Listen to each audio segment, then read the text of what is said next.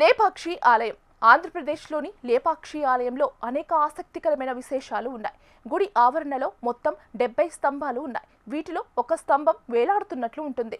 అంత బరువైన రాతి స్తంభం కింద ఎలాంటి సపోర్ట్ లేకుండా ఉండటం ఆశ్చర్యం కలిగిస్తుంది. మరో రాయిపై ఉండే పాదముద్ర ఎప్పుడూ తడిగా ఉంటుంది. ఈ పాదం సీతాదేవిదని చెబుతారు. ఇక్కడ ఒకే రాతితో చెక్కిన భారీ నంది విగ్రహం కూడా ఉంది. పానకాల నరసింహస్వామి ఆలయం ఆంధ్రప్రదేశ్లోని జిల్లా మంగళగిరిలో ఉన్న ఈ ఆలయం అద్భుతంగా ఉంటుంది. ఈ ఆలయానికి వచ్చేవారు బెల్లం పానకాన్ని దేవుడికి నైవేద్యంగా సమర్పిస్తారు.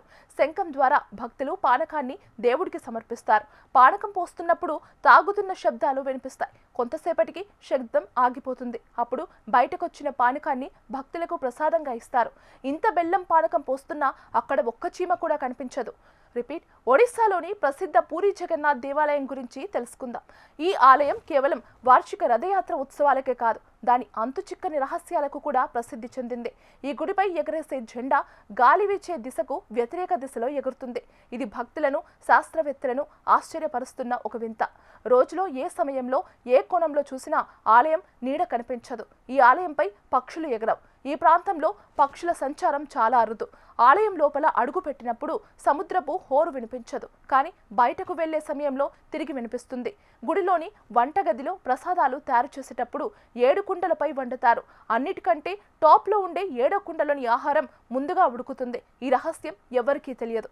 భారతదేశంలో ఎక్కడ చూసినా దేవాలయాలు దర్శనమిస్తూనే ఉంటాయి. అయితే వీటిలో కొన్ని మిస్టరీతో మిళితమైన ఆశ్చర్యాన్ని కలిగిస్తున్నాయి. మన దేశంలో ఎన్నెన్నో మిస్టరీలు ఉన్న దేవాలయాలు చాలా ఉన్నాయి. ఒక్కొక్క దేవాలయానికి ఒక్కొక్క ప్రత్యేకత కలిగి ఉంది. అవేంటో ఇప్పుడు చూద్దాం. యాగంటి బసవన్న లేచి రంకెలేస్తే కలియుగం అంతమవుతుందని కాలజ్ఞానంలో పోతులూరి వీరబ్రహ్మేంద్ర స్వామి చెప్పారు. ఆయన చెప్పిన నంది విషయంలో ఛేదించలేని మిస్టరీ ఒకటి హిస్టరీగానే మిగిలిపోయింది. యుగాల నాటి ఆ నంది విగ్రహం రోజురోజుకు ఎత్తు పెరుగుతుందట. అందుకు సాక్ష్యాలు కూడా చూపిస్తున్నారు ఆలయ నిర్వాహకులు. ప్రతి 20 సంవత్సరాలకు 1 ఇంచు చొప్పున ఆ నంది పెరుగుతుందట. అయితే నంది పెరగడంపై శాస్త్రవేత్తలు ఆ నందిని చెక్కిన రాయికి పెరిగే గుణం ఉందని సైంటిఫిక్ రీజన్ చెబుతున్నారు. కానీ అది ఎలా పెరుగుతుందన్నది మాత్రం ఖచ్చితంగా చెప్పలేకపోతున్నారు. అందుకే ఈ నంది మిస్టరీ కూడా హిస్టరీగానే మిగిలిపోయింది. తంజావూరులోని బృహదీశ్వర ఆలయం ఇప్పటికీ ఒక మిస్టరీగానే ఉంది.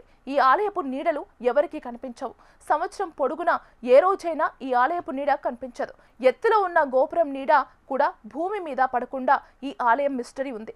ఎంతో మంది సైంటిస్టులు ఈ ఆలయ రహస్యాన్ని ఛేదించేందుకు కృషి చేసి విఫలమయ్యారు.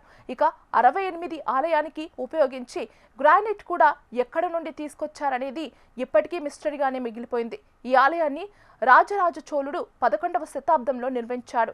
శని సింగ్నాపూర్. ఈ ఊరిలో ఏ ఇంటికి తలుపులు ఉండవు. ఇక్కడి జనానికి దొంగతనం చేయాలనే తలంపే రాదట. ఒకవేళ అలా చేస్తే ఇక్కడి శనీశ్వరుడు శిక్షిస్తాడని స్థానికుల నమ్మకం. వేరే ఊరి వ్యక్తులు ఈ ఊరిలో దొంగతనం చేసినా వాళ్ళు ఎంత దూరం వెళ్ళినా తిరిగి ఇదే గ్రామానికి సరిగ్గా ఆ దొంగతనం చేసిన చోటుకే చేరుకుంటాడని స్థానికులు చెబుతుంటారు. ఈ మిస్టరీ ఛేదించడానికి ఎంతో మంది సైంటిస్టులు ప్రయత్నించి విఫలమయ్యారట. ఈ శని సింగ్నాపూర్ గ్రామం మహారాష్ట్రలో ఉంది. రామేశ్వరంలోని రహస్య బావులు మీకు తెలుసా?